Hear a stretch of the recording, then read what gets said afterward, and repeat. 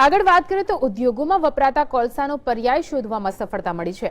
તાપી જિલ્લાના વ્યારા ખાતે કે જ્યાં ઉદ્યોગોમાં બળતણ તરીકે વાપરવા માટે વ્હાઇટ કોલ એટલે કે ખેતીના પાકના વેસ્ટેજમાંથી બનાવતો કોલ પ્રદૂષણ મુક્ત છે, જેની બનાવટ વ્યારામાં કરવામાં આવે છે અને સાથે સાથે ખેડૂતોને પણ તેનો લાભ મળી રહ્યો છે।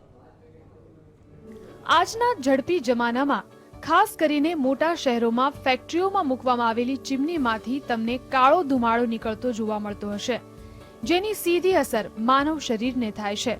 પરંતુ તાપી જિલ્લાના વ્યારા ખાતે સફેદ કોલસો બનાવવામાં આવે છે, જેના ઉપયોગથી ફેક્ટરીના ધુમાડાની કોઈ અસર માનવ શરીરને થતી નથી।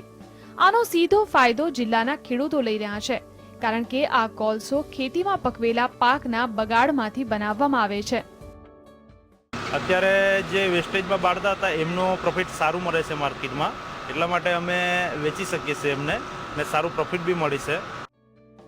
શેરડીની બગાસ, લાકડાનો વેર, કપાસના ડોડા, મગફળીના છોતરા વગેરે જેવી અનેક ખેતીના વેસ્ટમાંથી આ બેસ્ટ કોલ બનાવવામાં આવે છે। મુંબઈ, સુરત અને અમદાવાદ જેવા મોટા શહેરોમાં આવેલી ફેક્ટરીમાં આ કોલસો ઉપયોગમાં લેવાય છે, કારણ કે આ કોલસો પર્યાવરણને કોઈ નુકસાન પહોંચાડતો નથી અને માનવ શરીરને થતી તકલીફમાંથી પણ મુક્તિ આપે છે। જ્યારે આની અંદર 100% સળગી જાય છે, એશ કન્ટેન્ટ પણ ઓછું રહે છે, મોઇશ્ચર ઓછું રહે છે એમ કમ્પેર ટુ કોલ।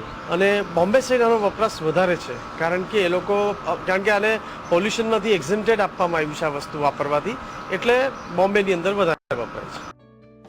આજના યુગમાં ઠેર ઠેર કાર્બનના ધુમાડા ઓગતી મિલો સીધી માનવ શરીરના સ્વાસ્થ્ય પર અસર કરી રહી છે, ત્યારે આ અસરને રોકવી હોય તો આવી કૃષિની વેસ્ટમાંથી બનતા અને એકદમ પોલ્યુશન ફ્રી કોલસાનો ઉપયોગ હિતાવહ લાગી રહ્યો છે। ત્યારે જો સરકાર પણ આવા ઉદ્યોગોની વહારે આવીને મદદ કરે તો ખરેખર માનવીના સ્વાસ્થ્ય સાથે ચેડા થતા અટકશે અને તેમાં કોઈ બેમત નથી। ધવલ દરબાર, GSTV, તાપી।